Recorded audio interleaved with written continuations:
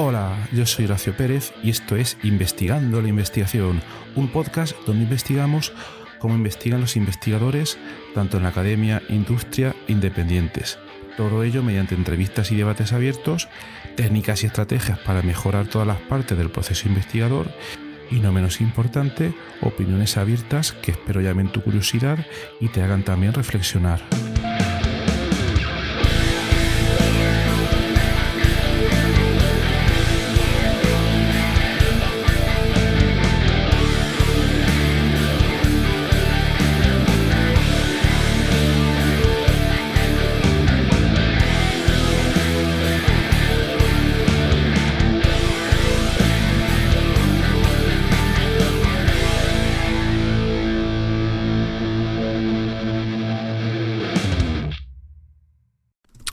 Hola, hoy tenemos otro episodio de podcast asíncrono grabado dentro de nuestra comunidad de investigadores en WhatsApp.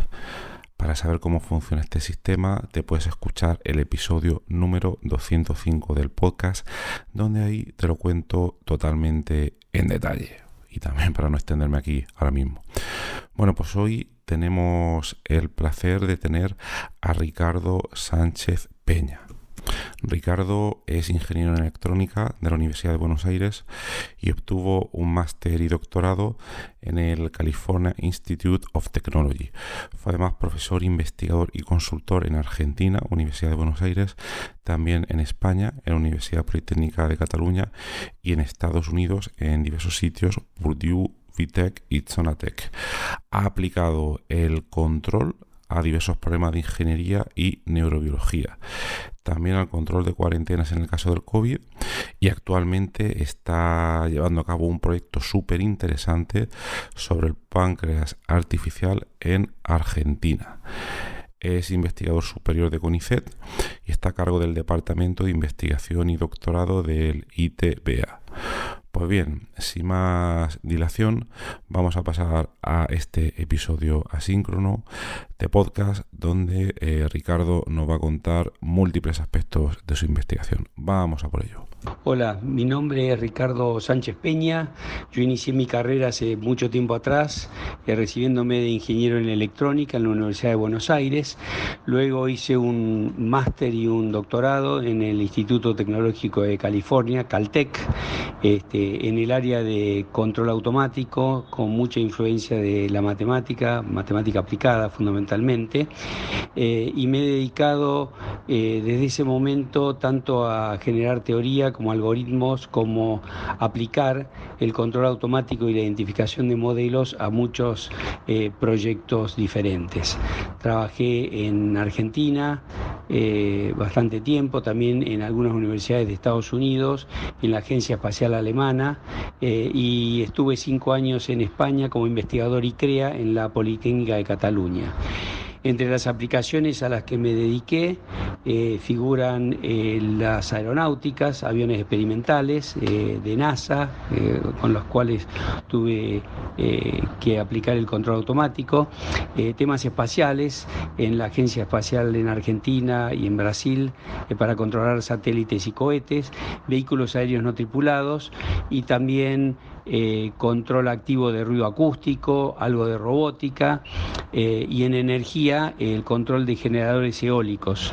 Tuve un contrato en España en ese sentido y últimamente me dediqué al control de electrolizadores y de celdas de hidrógeno y en la última área en la que me involucré es el área de bioingeniería. Ahí tengo 2 proyectos, uno de neurociencias, en donde trato de hacer control sobre grupos de neuronas aplicando la técnica de optogenética, y el proyecto de páncreas artificial que dirijo en Argentina y con la que hicimos 3 pruebas clínicas, las únicas en Latinoamérica. Este proyecto está enfocado a pacientes con diabetes tipo 1, es decir, insulino dependientes. Actualmente me desempeño como profesor en el ITBA y soy investigador superior de CONICET en Argentina. Vaya, la verdad que es una trayectoria, la verdad que impresionante con todas las cosas que has comentado.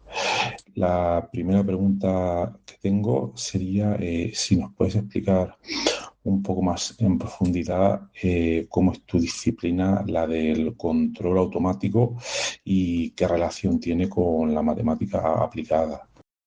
El control automático barre desde la teoría el desarrollo de algoritmos en cuanto a la informática y las aplicaciones concretas a todas las áreas. Justamente la ventaja de ser un área abstracta permite aplicarlo a muchas áreas. Yo en particular he trabajado en áreas que van desde la aeronáutica, la astronáutica, la energía, bueno, y ahora en el área de bioingeniería. Básicamente el control automático trata sobre la teoría de la realimentación y en ese sentido la matemática aplicada tiene mucho contenido de matemática, obviamente, tiene que ver con los sistemas dinámicos, las ecuaciones diferenciales ordinarias y parciales que tratan sobre modelos y por ahí viene el área de sistemas dinámicos, temas de identificación de modelos en cuanto a correlacionar los modelos físicos o biológicos con los modelos matemáticos, y ahí entra lo que se llama identificación, que en el fondo es optimización, que también es un área de matemática aplicada, la teoría de la estabilidad en el sentido de Lyapunov o otros tipos de estabilidad, que tienen que ver con demostrar convergencia o estabilidad de sistemas, ese tipo de cosas. Trabajamos con espacios normados, espacios de Hilbert, espacios de Banach, es decir, hay mucho contenido de matemática en todo esto. Como se ve, se desprende de las publicaciones, hay publicaciones que van desde la teoría, como las del IEEE o como se dice en España el IE Cubo, del Transaction and Automatic Control, la revista Automática, la revista System and Control Letters, que tienen contenidos mucho más teóricos. Como van a ver ahí, hay muchos de los papers demuestran teoremas y lemas, o revistas un poco más aplicadas como el IEEE Transaction and Control System Technology o el Control Engineering Practice, que tienen más que ver con esa interfase entre la aplicación y la teoría, o revistas puramente aplicadas a distintas áreas, como la de también las del IE Cubo de Biomedical Engineering o Instrumentation and Measurements o Industrial Electronics o Aerospace o todas las áreas que se les puedan ocurrir.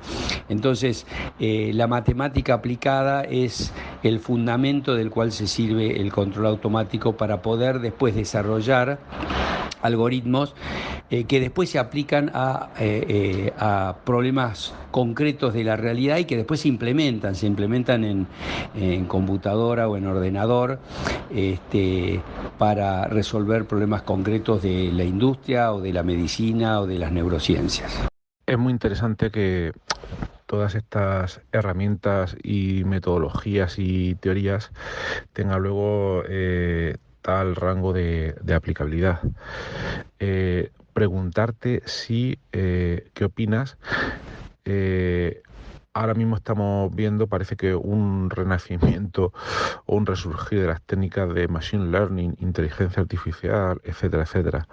Entonces, por preguntarte, ¿cómo ves que si se está viendo ahora mismo en este campo que has comentado, una unión entre machine learning y los métodos más clásicos que se trataban antes, todos estos sistemas de ecuaciones diferenciales, todas estas metodologías, con lo que están empezando a prometer todas las técnicas de machine learning, porque parece que se están metiendo prácticamente por todos lados? A ver, ¿cómo lo ves tú? Bueno, yo no soy experto en Machine Learning ni en inteligencia artificial, sin embargo, vi el nacimiento en la década del 80 de lo que se llamaba inteligencia artificial en ese momento, o lo que se empezó a llamar redes neuronales y demás. Yo creo que hay hay varios puntos o varios enfoques que uno puede darle. Primero hay como una reformulación con otra terminología de técnicas que ya se usaban, por ejemplo, técnicas de optimización o de identificación que después se convierten en data mining. Hay un tema que uno cuando pide un subsidio en algunas agencias hay palabras clave que están de moda y que entonces si uno plantea en ese subsidio, en ese proyecto, una palabra como machine learning o inteligencia artificial o data mining o lo que sea, entonces bueno, tiene más chance de obtener el subsidio que otros. Sin embargo, son por ahí técnicas que ya se usaron años atrás. Por eso lo digo desde el punto de vista de un Lego que no se dedica al machine learning, ¿no? Yo creo que acá hay un tema que es el siguiente. Hay problemas que se pueden enfocar desde un punto de vista matemático con resultados muy concretos en cuanto a, por ejemplo, convergencia, estabilidad, etcétera, que son las áreas que yo comentaba anteriormente de control automático, algunas de las áreas de control automático. Y hay algunos otros problemas que son tan complicados o tan complejos que esas herramientas, o no hay herramientas matemáticas que los puedan cubrir de forma concreta. Me refiero concreta que haya resultados y demostraciones que prueben que eso finalmente va a tener un resultado concreto y efectivo. Entonces, en estos problemas muy complicados se aplican técnicas que son interesantes, pero que no tienen ninguna demostración. Por ejemplo, bueno, así han sido las redes neuronales. Hay algunos resultados teóricos de redes neuronales a principios de los 80, pero no mucho más. Después se han utilizado en modo prueba y error, lo mismo que la lógica difusa y demás. Y entonces esto lo veo similar a lo que en optimización son los problemas convexos y los no convexos. Los problemas convexos uno tiene un resultado concreto y puede llegar a un mínimo o a un máximo de una determinada funcional que uno quiere optimizar. Y se llega a ese mínimo que es el mejor de los mínimos o al máximo que es el mejor de los máximos. Y después están los problemas no convexos donde uno trata alguna técnica y trata de llegar a lo mejor posible, pero no tiene una solución concreta, es decir, matemáticamente no se puede demostrar que esa solución va a ser el mínimo o el máximo. Por ejemplo, técnicas como el recocido simulado o los algoritmos genéticos o algún otro nombre de moda no nos aseguran, porque el problema es muy complicado, porque el problema tiene muchos mínimos o muchos máximos y entonces no se puede dar con el máximo global. Entonces yo veo en estas técnicas algo similar a lo que pasa en optimización con estos problemas convexos y no convexos. Esa es mi mirada. Y en cuanto a las aplicaciones, hay muchas aplicaciones que permiten utilizar técnicas que, bueno, si fallan o si no dan lo mejor posible, no pasa nada. Hay otros problemas donde la gente es muy conservadora. Yo me he topado porque he trabajado con médicos y con ingenieros aeronáuticos y entonces en cuanto a, por ejemplo, control de aviones o de satélites, donde uno realmente necesita que ese control funcione, para un avión por temas de seguridad, para un satélite por temas de que el satélite está en órbita y uno no puede repararlo, porque está en órbita y no va a poder subir a repararlo, o los temas médicos, donde también un tema de seguridad del paciente, uno utiliza o se permite utilización de técnicas muy concretas y que realmente tengan demostrada su eficacia. Entonces ahí uno se topa con profesionales que son mucho más conservadores. Entonces las técnicas, lo que vos decías de que el machine learning la inteligencia artificial, que es un término muy genérico, así como se entiende por informática, un término muy genérico que se refiere a muchísimas cosas de lo más variadas, se está metiendo en todos lados. Bueno, yo tengo mi opinión es que estas técnicas atacan problemas muy complejos para los cuales no existe un herramental matemático que pueda demostrar realmente su eficacia o los resultados. De nuevo, no me dedico ni al machine learning ni a la inteligencia artificial, lo he visto a lo largo de los últimos 40, 45 años, la evolución de estas técnicas, pero nunca me he dedicado a ellas. Muy de acuerdo con muchas de las cosas que comentas. Luego quería preguntarte una cosa. Creo que entiendo lo que dices, pero por estar seguro y también por si la audiencia tiene la misma curiosidad, la siguiente pregunta. Cuando hablas de demostraciones y que van a tener un resultado concreto y efectivo, por preguntarte a qué te refieres exactamente. Creo que entiendo la idea, pero por estar seguro. Y luego también por preguntarte si crees que siempre es necesario tener cierto tipo de demostraciones matemáticas de una teoría antes de poder aplicarla en todos estos problemas. Entiendo que quizás está relacionado con toda esta seguridad necesaria para casos como los ejemplos que has contado de los satélites, los temas médicos, etcétera. Sí, claro. Cuando me refiero a la seguridad matemática, me refiero a algún teorema, algún lema, alguna demostración que diga este sistema, por ejemplo, refiriéndome ya a los sistemas de control, este sistema de control es estable y va a asegurar la estabilidad de tal elemento. El apuntamiento de este satélite con tal error a la Tierra durante 5 años, el páncreas artificial va a funcionar sin poner a un paciente en hipoglucemia, etcétera, etcétera. Es decir, ese tipo de demostraciones. Por supuesto que no siempre es necesario esto. De hecho, para muchos problemas muy complejos no existen estas demostraciones ni existen las herramientas matemáticas. Ese es un terreno muy fértil para que para esas aplicaciones haya matemáticos aplicados que se dediquen a poder investigar herramientas matemáticas que puedan servir.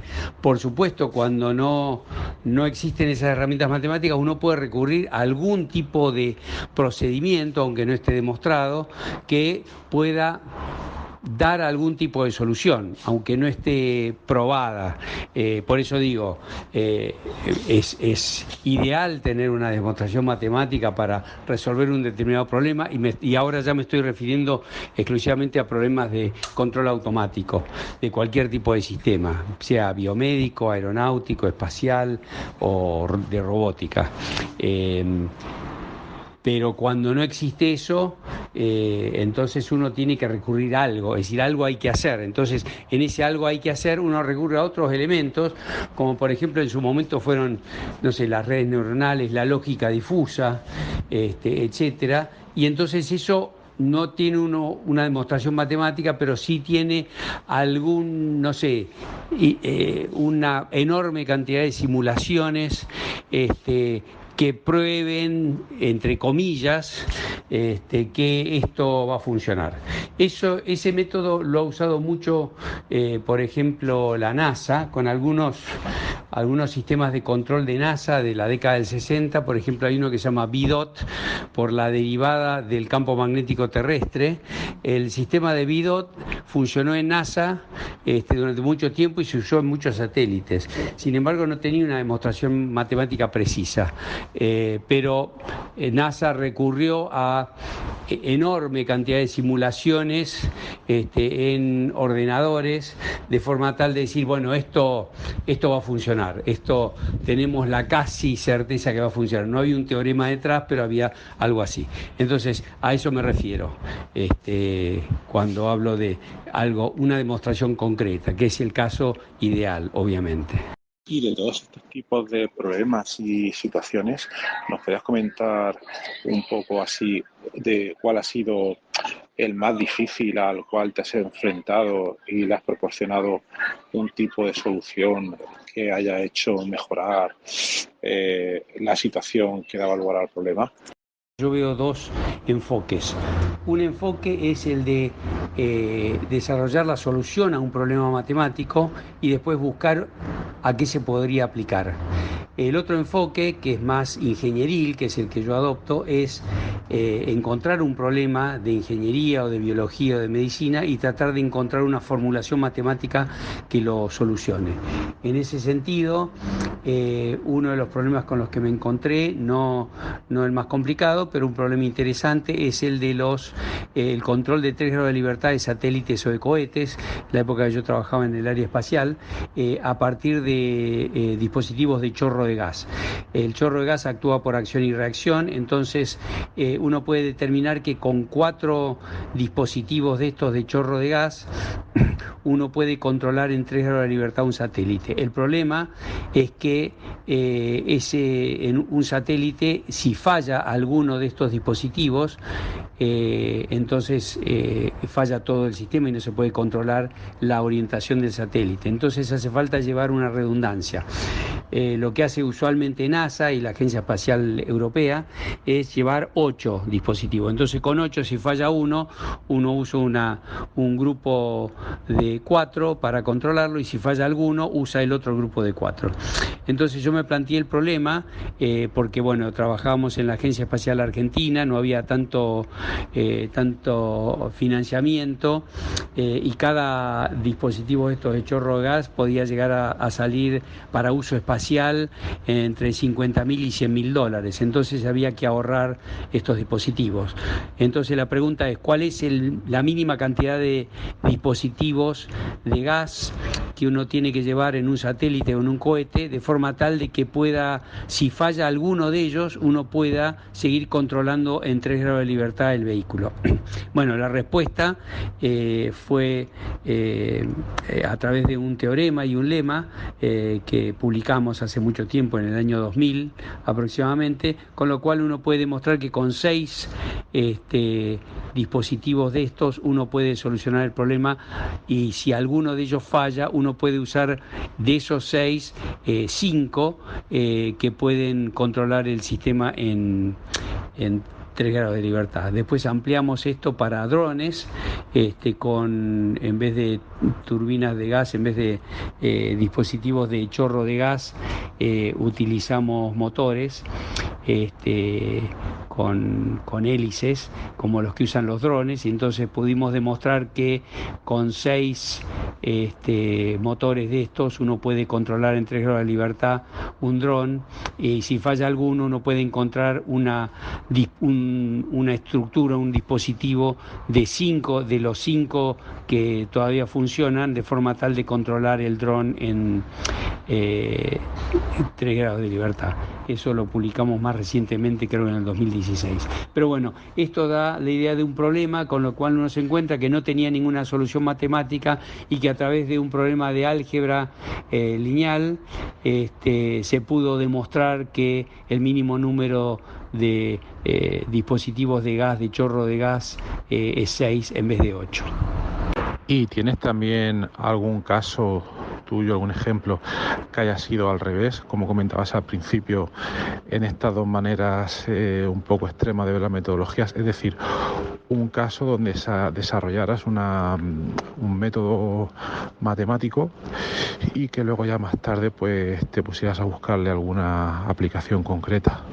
Sí, justamente esa era la segunda parte de mi respuesta. Lo que pasa es que preferí separarla en dos. Uno de los trabajos que hice estando en la Politécnica de Cataluña, en España, entre el 2004 y el 2009, fue un resultado matemático que es el análisis del predictor de Smith, que es una metodología de control para sistemas que tienen retardos de tiempo, y en este caso se trata de sistemas multivariables, es decir, muchas entradas, muchas salidas con múltiples retardos y los retardos inciertos. Entonces el análisis y el diseño de controladores para este tipo de sistemas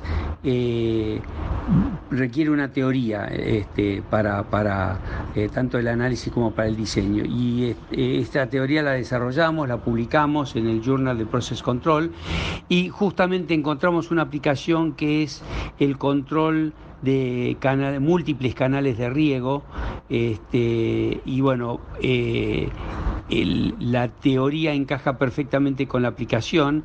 Teníamos un ejemplo con datos experimentales de estos canales de riego, justamente eran canales de riego de la ciudad de Barcelona, y pudimos resolver el problema práctico basado en la teoría que habíamos generado previamente.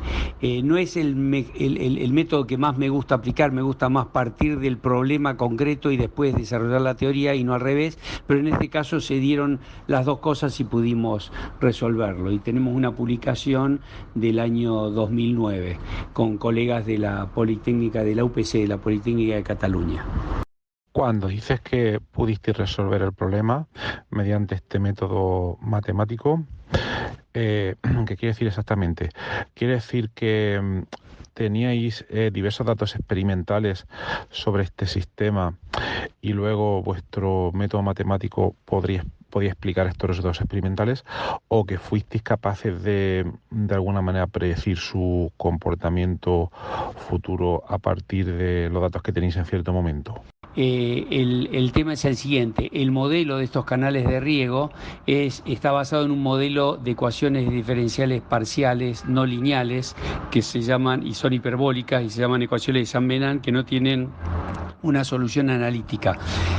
A partir de ahí hay un modelo más simplificado, que es un modelo orientado al diseño de controladores, y ese modelo está registrado en trabajos publicados ya. Entonces, el método que nosotros diseñamos para analizar y para evaluar un controlador para ese modelo de canales cumple determinadas condiciones que desde el punto de vista matemático parecen arbitrarias, porque son condiciones de igualdad entre las relaciones entre los retardos de tiempo de los distintos canales. Entonces, para que nosotros podamos tomar el modelo del canal y factorizarlo en factores izquierdos y derechos, porque esto es un sistema multivariable, es decir, son matrices las que trabajamos, entonces producto izquierdo y derecho no es el mismo. En nuestro sistema esta factorización se podía hacer sí y solo sí, porque eran condiciones necesarias y suficientes. Se cumplía esta relación de igualdad entre relaciones entre los distintos retardos. Después, si quieren, les paso el nombre del paper que publicamos. Entonces, daba la casualidad que este modelo de los canales cumplía con esa condición, entonces pudimos aplicar el control. Por eso digo, este es el caso contrario, donde uno genera una teoría que se cumple, pero bajo ciertas restricciones o condiciones, y justo encontramos un ejemplo donde esas condiciones se cumplían, que era el de los canales de riego, múltiples canales de riego. En general, a mí me gusta proceder de la forma contraria, es decir, dado un problema real, concreto, encontrar una teoría matemática que pueda solucionarlo. Teoría matemática basada en el análisis de sistemas de control o en el diseño de sistemas de control, por supuesto, no cualquier solución matemática, ¿no? Eso es lo que finalmente hicimos. Puedo pasarles el paper donde está toda la descripción de este problema. ¿Y cómo hicisteis para que, una vez desarrollada vuestra teoría matemática, encontraseis la aplicación en ese problema de los canales? O dicho de otra manera, ¿y aplicasteis una metodología sistemática o de algún tipo determinado para encontrar problemas donde se pudiera aplicar, y el primero que visteis que fuese os dedicasteis a él? Y al mismo tiempo, si fue así, si encontrasteis algunos otros contextos interesantes donde vuestro método se pueda aplicar. En realidad fue una cuestión más bien casual. Yo estaba trabajando en el predictor de Smith para resolver el problema multivariable, múltiples entradas y salidas y con incertidumbre en los retardos de tiempo, que es un problema más realista. Mis colegas estaban trabajando en el tema de canales. Nos contactamos entre nosotros y bueno, ellos tenían este modelo, y yo justamente una vez desarrollada la teoría vi que este modelo cumplía con estas condiciones que necesitaba para el análisis y el diseño de controles, y así lo aplicamos. Después no exploramos ninguna otra aplicación, ni fue un tema sistemático, fue un tema más bien casual, de los tantos con los que uno muchas veces en investigación se encuentra. Como decía un autor argentino, salí a cazar conejos y me encontré con un tiranosaurio Rex. Y preguntarte si nos podrías contar un poco acerca de un artículo bastante interesante a través del cual pues te encontré de tu trabajo cuando estaba buscando ciertos temas. Es por si nos podías hablar un poco de ese trabajo que habéis hecho sobre el páncreas artificial. Bueno, te cuento un poco sobre el proyecto del páncreas artificial que estamos desarrollando en Argentina desde el año 2010. Ya llevamos casi 13 años de esto. Primero te cuento un poco sobre la diabetes, que es una enfermedad autoinmune que se caracteriza por la destrucción de las células pancreáticas, las células beta, que son las encargadas de generar la insulina. La insulina es la sustancia encargada de ayudar a la absorción de carbohidratos y que por lo tanto baja los niveles de glucosa en sangre. Cuando uno ingiere carbohidratos, come, básicamente la glucosa aumenta en sangre y entonces la insulina se encarga de ayudar a esa absorción y por lo tanto baja esos niveles de glucosa. Eso básicamente es un sistema de control.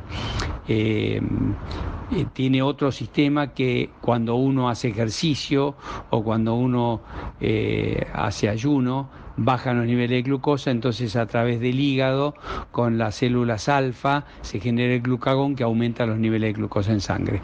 Bueno, la diabetes tipo 1 afecta la generación de células pancreáticas beta, que son las que generan insulina, por lo tanto el paciente no tiene insulina en sangre, por lo tanto puede aumentar enormemente sus niveles de glucosa en sangre. Tiene dos problemas: la hiperglucemia, cuando los niveles de glucosa son muy altos, o la hipoglucemia, que es cuando se inyecta mucha insulina y entonces bajan los niveles de glucosa en sangre y tiene efectos inmediatos. Puede el paciente entrar en coma o incluso morir. La hiperglucemia, en cambio, los altos niveles de glucosa en sangre tienen efecto a mediano y largo plazo. Hay más de 500 millones de habitantes en el mundo que padecen diabetes, de los cuales el 10% padece diabetes tipo 1, que son los insulinodependientes. Los pacientes con diabetes tipo 1 tienen una cantidad de tratamientos que deben respetar diariamente. Voy a pasarte un audio de una de las pacientes que hizo pruebas clínicas con nosotros y que cuenta muy brevemente, en menos de un minuto, cuáles son los requisitos que necesita esta enfermedad diariamente. Me refiero a 24 horas al día, 7 días a la semana. Nosotros con diabetes 1 debemos agregar a nuestras tareas cotidianas unas cuantas más para mantenernos con vida. Aprender y ocuparnos al comer del conteo de carbohidratos, consulta de tablas nutricionales, pesaje de los alimentos, cálculo de cantidad de insulina según la cantidad de carbohidratos y evaluación del índice glucémico de cada alimento, que deriva en una más rápida o lenta subida de azúcar. También levantarnos en la noche para medir nuestra glucemia. Las personas que no usan bomba con sensor deben pincharse frecuentemente para controlar su glucemia e inyectarse la insulina que corresponda. Los que tienen chicos con diabetes saben que necesitan turnarse en la noche para chequear su glucosa y asegurarse que el niño tenga una noche segura. O sea, una serie de cálculos, atención y variadísimas decisiones. Bueno, como verás, es bastante complicado tener diabetes tipo 1, ser insulino dependiente, y nosotros justamente lo que queremos hacer es aliviar y darle una mejor calidad de vida a ese tipo de pacientes. Esta paciente mencionó en algún momento un sensor de glucosa y una bomba de insulina. Bueno, el sistema que nosotros desarrollamos consta de un monitor continuo de glucosa y una bomba de insulina que van conectados de forma subcutánea al organismo, es decir, es una conexión poco invasiva. Lo que hacemos es esto muchos pacientes lo usan, lo que pasa que de acuerdo a su medición de glucosa, que se toman la glucosa 6 o 7 veces por día o menos, tienen que calcular, como dice la paciente, los carbohidratos que ingirieron, si hicieron ejercicio, si no hicieron ejercicio, y de acuerdo a eso y a tablas nutricionales deben calcular la cantidad de insulina e inyectarse. Lo que hace el páncreas artificial es un algoritmo de control automático que va alojado en un celular. Ese celular se conecta por Bluetooth tanto con la bomba de insulina como con el monitor de glucosa, y de acuerdo a la medición de glucosa subcutánea le indica a la bomba cuánta insulina inyectar, y eso lo hace cada 5 minutos durante las 24 horas del día, de forma tal de que el paciente no tenga que ocuparse de su diabetes, es decir, no tenga que estar haciendo cálculos, no tenga que estar anunciando sus comidas. Entonces esto le alivia y le da mayor calidad de vida.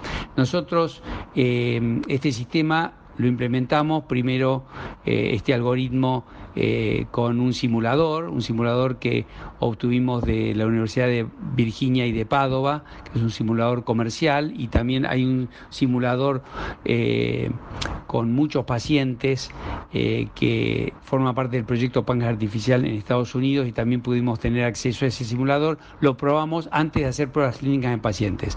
Cuando hicimos pruebas clínicas en pacientes, las primeras en Latinoamérica, hicimos 3 pruebas clínicas, una en 2016, una en 2017 y la última recientemente 2021. Te voy a pasar un breve audio de la misma paciente luego de realizar las pruebas clínicas. Tuve la suerte de formar parte del equipo de 5 seres humanos con diabetes 1 en quienes se probó por primera vez el algoritmo ARG, regulación automática de la glucosa.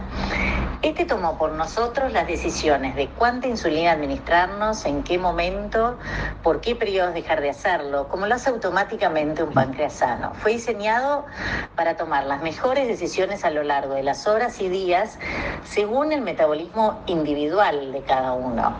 Logró mantener en un porcentaje realmente asombroso nuestras glucemias dentro de rango y nos liberó de todo aquello de lo que debemos ocuparnos. Fue una vacación gloriosa. Como verás, las pruebas clínicas en pacientes fueron exitosas. Por ahora hemos hecho estas 3 pruebas clínicas. Tenemos nuestro propio algoritmo, que se llama ARG, un poco porque es argentino y otro poco porque son las siglas de Automatic Regulation of Glucose en inglés. Y tenemos desarrollado el sistema operativo que se llama Insumate, que está en un celular y que aloja el algoritmo ARG. Es decir que en ese sentido nos independizamos de sistemas adquiridos o por préstamo o por colaboraciones con otras universidades, porque empezamos trabajando con la Universidad de California en Santa Bárbara, que ahora es un grupo, el Doyle's Group, que está ahora alojado en Harvard. Trabajamos también con el grupo de páncreas artificial que trabaja en la Universidad de Virginia, y hemos tenido colaboraciones también en España con el grupo de la Universidad de Valencia y la Universidad de Girona. Pero ahora hemos desarrollado tanto el algoritmo como el sistema que va alojado en el celular, independiente, desarrollados acá, tanto en el Instituto Tecnológico de Buenos Aires, donde trabajo, en colaboración con la Universidad Nacional de La Plata. Como te dije, estas 3 primeras pruebas clínicas que hicimos fueron bastante exitosas. La última de ellas durante 6 días con 5 pacientes alojados en un hotel, es decir, no en medio hospitalario. Las primeras 2 fueron en un medio hospitalario, esta última fueron ambulatorias en un hotel. Y bueno, nuestros próximos pasos van a ser realizar una prueba clínica con mayor cantidad de pacientes, alrededor de 30, 35 pacientes, en sus casas durante 2 o 3 meses. Así que bueno, eso es lo que llevamos hecho hasta el momento. Ricardo, pues enhorabuena porque pinta bastante bien todo esto que estás comentando. Entonces, tengo algunas preguntas. La primera sería, como en este podcast hablamos no de investigación, no solo de investigación en áreas específicas, sino de los procesos de investigación en sí, preguntarte, has hablado de que este desarrollo del páncreas artificial lleváis desde el 2011 a 2010 realizándolo. Es por preguntarte cuánta energía, cuánto tiempo le dedicas a ese proyecto a lo largo del año. Si es un proyecto que le metes mucha energía o que, como los plazos y tiempos de estos testeos clínicos se hacen de vez en cuando y hay que seguirlos, pues no sé si le dedicas o le dedicáis en grupo una gran cantidad de tiempo al desarrollo, ¿no? Entonces espero que todo esto siga adelante y que pueda llegar a muchísima gente. Bueno, te voy a ir contestando por partes las preguntas. Respecto de la primera, en cuanto a cuánto tiempo y energía le he dedicado al proyecto, o el grupo le dedica al proyecto, bueno, el proyecto, como te conté antes, empezó en el 2010. Todavía estamos trabajando en él. Al principio, yo tenía 5 estudiantes de doctorado, solamente uno en este tema, y tenía 4 proyectos, uno de los cuales era este. A medida que fue pasando el tiempo, le fui dedicando más tiempo, fui armando un grupo más grande en colaboración con otras universidades. Primero empezamos con Estados Unidos y después con la Universidad de La Plata acá en la provincia de Buenos Aires. Y le empezamos a dedicar más tiempo. Es bastante irregular esto, porque durante las pruebas clínicas necesita nuestra plena atención, porque hay que trabajar en los protocolos que necesitan los pacientes realizar durante la prueba clínica, etcétera. Y después en otros momentos, estamos escribiendo los papers y demás, es decir que no es una atención permanente. Sin embargo, lo que quería comentarte, y tiene que ver con investigando la investigación, es que mucho del tiempo que he tenido que llevar adelante o que meter en este proyecto ha sido, por un lado, al principio de todo, convencer a los médicos, cuando ya quisimos hacer pruebas clínicas, de que esto era un proyecto serio, porque los médicos, por lo menos acá en Argentina, en Buenos Aires, muchos están alejados de este tema tecnológico y de los sistemas de control y demás. Entonces, muchos no nos creían que esto iba a ser algo serio. Nos empezaron a creer cuando vieron que nosotros colaborábamos con colegas de Estados Unidos que tenían proyectos muy grandes y que ya estaban desarrollando el páncreas artificial. Empezamos en la Universidad de California en Santa Bárbara, que después pasó a Harvard. Entonces ahí nos empezaron a creer un poco. Eso nos llevó bastante tiempo. Por otro lado, también llevó bastante tiempo, y de eso se ocuparon fundamentalmente los médicos, de la parte de la burocracia con el ente local de regulación médica, que acá se llama ANMAT, que es el equivalente del FDA de Estados Unidos. Eso también llevó bastante tiempo. Y después el otro tema que lleva mucho tiempo, que me llevó mucho tiempo a mí, que fue el que se encargó fundamentalmente de esto, es de conseguir fondos.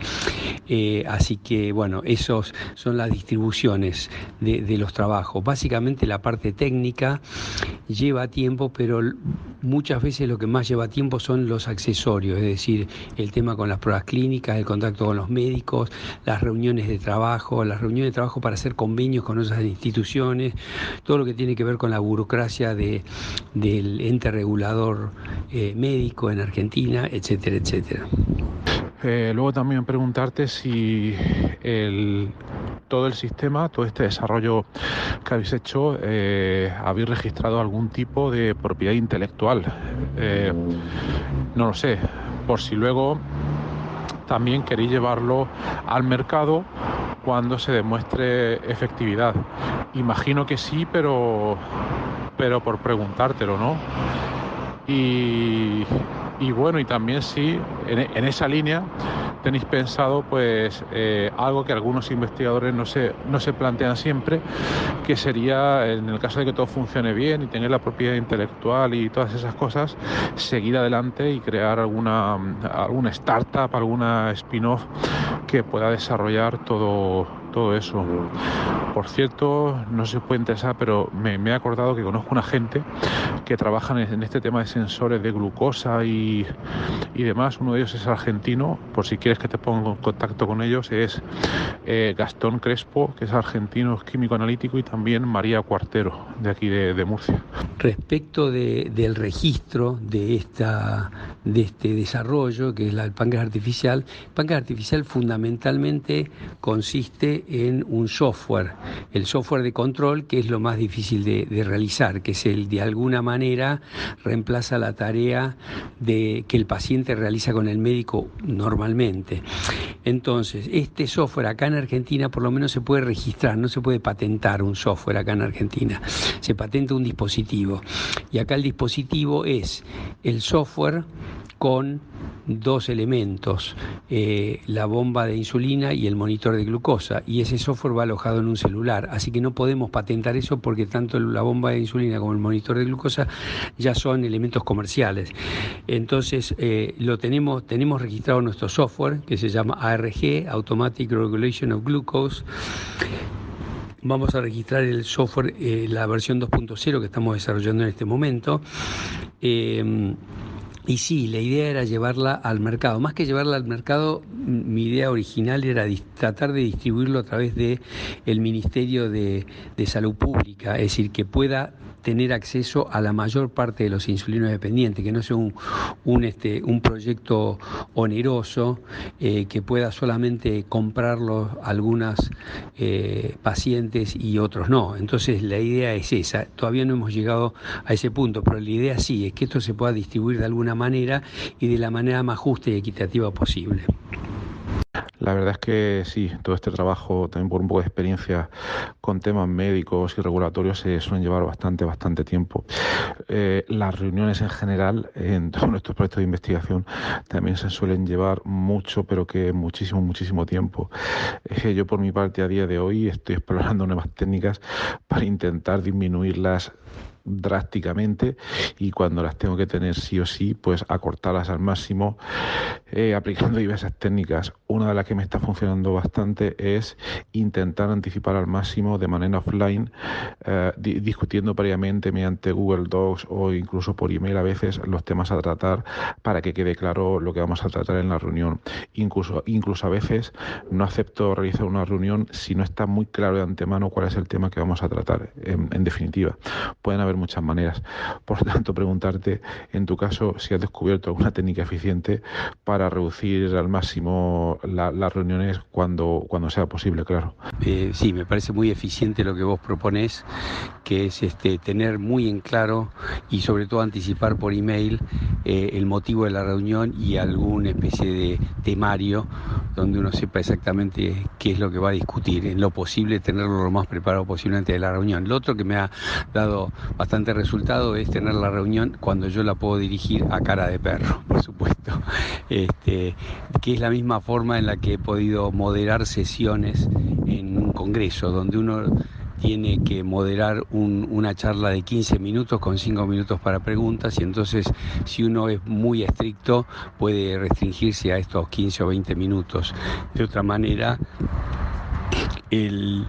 la sesión se prolonga y entonces eso perjudica al resto de los conferencistas y así sucesivamente. Entonces, eso me da resultado, pero no tengo ninguna otra solución mágica a poder reducir las reuniones.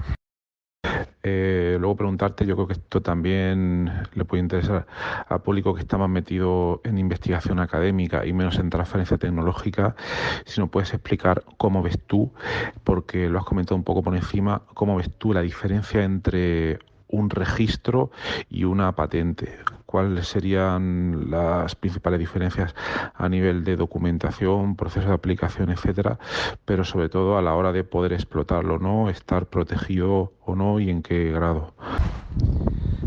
respecto de la diferencia entre registros y patentes, bueno, en algunos países como en Argentina existe una diferencia. Uno puede registrar un software, pero no puede patentar un software. Entonces uno patenta un dispositivo físico. En otros países aparentemente no. Creo que en Estados Unidos se puede patentar un software directamente. Creo que igual da más protección la patente, pero bueno, también soy neófito en estos temas, a pesar de que me he tenido que meter un poquito en ello. El papeleo para una patente siempre es mucho mayor, pero según me comentó un colega mío que ha trabajado en empresas en Estados Unidos con proyectos muy, muy grandes, de varios cientos de millones de dólares, el tema de patentar algo para protegerlo también depende del respaldo legal que uno tenga. Es decir, si uno tiene un edificio lleno de abogados, una empresa grande, por ejemplo, y puede defender una patente, siempre es mucho mejor que tener una patente con un abogado detrás o con nadie detrás que lo pueda defender.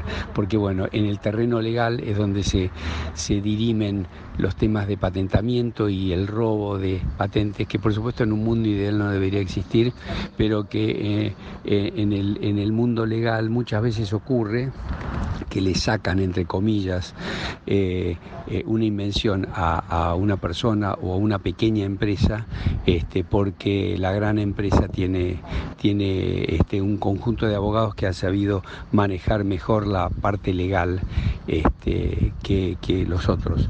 Así que eso también es otro condimento más que se agrega a este tema. Pues sí, así funciona, como te has dicho. En un mundo ideal no deberían pasar estas cosas, pero los mundos ideales no existen, no existe la realidad pura y dura y al final todas estas cosas pasan. Muy bien, pues ya por ir terminando, y como en este podcast también intentamos reflejar cómo es la vida de los investigadores, por comentarnos, si te podemos preguntar cómo sería un día normal tuyo al dedicarte a la investigación. Si por las mañanas dedicas más a concentrarte y a planificar o intentar sacar ideas, y luego por las tardes al resto de tareas que te quedan, o por saber un poco cómo te organizas el día. En general, en toda mi carrera de ya casi 45 años he sido bastante desorganizado. No preparo las mañanas una cosa y a las tardes otra.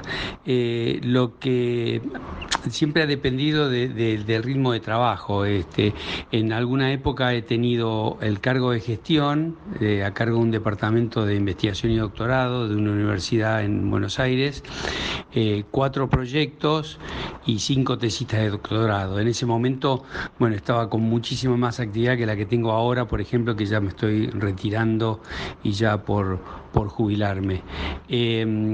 Pero en general lo que ha guiado siempre y ha organizado un poco, ha sido el eje organizador de mi actividad, han sido las reuniones semanales con mis tesistas de doctorado. Es decir, tengo estas reuniones con tesistas de doctorado una vez a la semana, y algunas reuniones de proyecto, y entonces con eso me he ido organizando. En general trato a la mañana, cuando arranco el día, de sacarme encima todos los mails y respuestas a mails, que después durante el día siguen llegando, pero bueno, ya por lo menos el grueso lo contesto a la mañana. Trato de contestar todo en el mismo momento para después no olvidarme o no tener que marcar las cosas y que queden pendientes, y después a partir de ahí ya empezar a organizar un poco mi día respecto de si tengo que revisar papers o si tengo que revisar papers que enviamos o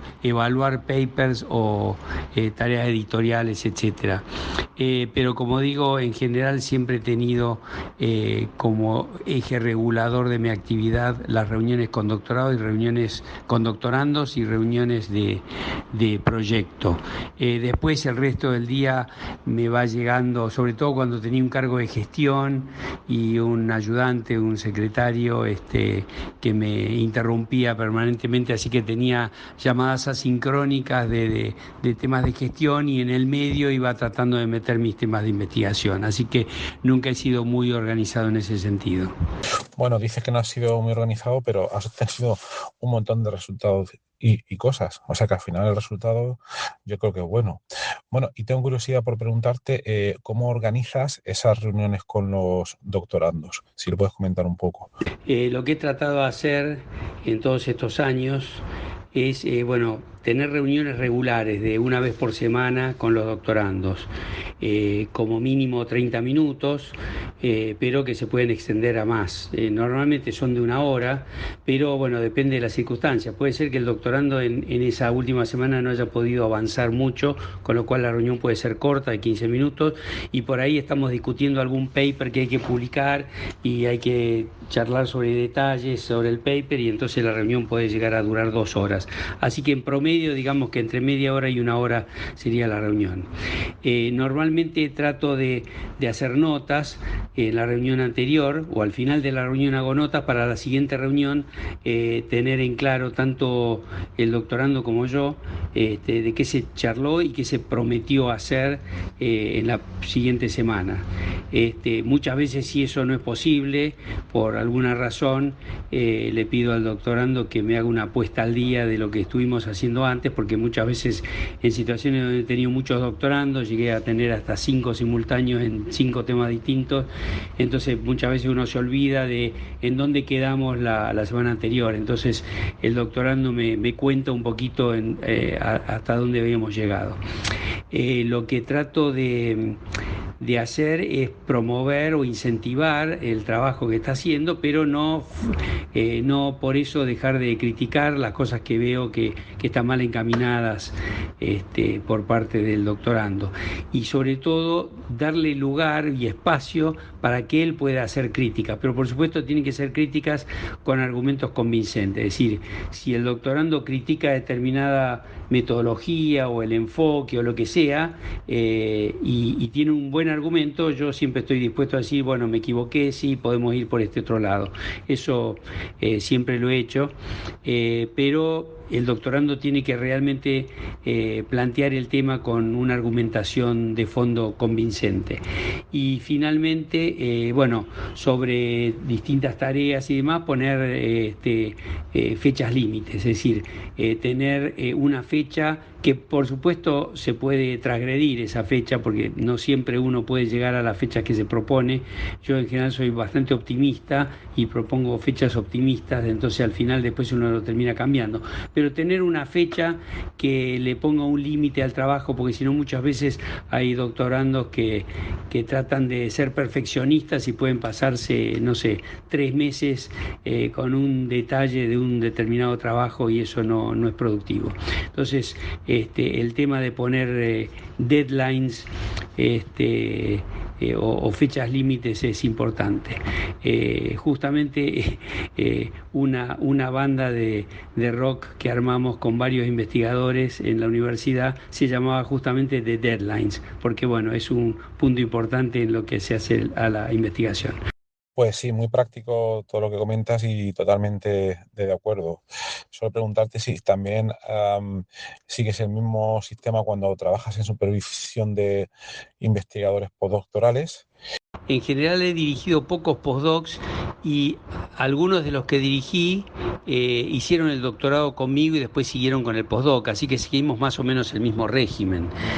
Con el postdoc es un poco más relajada la situación, porque por lo menos acá en los doctorados que tenemos en Argentina ya no está tampoco la exigencia de los papers en revista como exigencia, entonces en el postdoc es más relajado.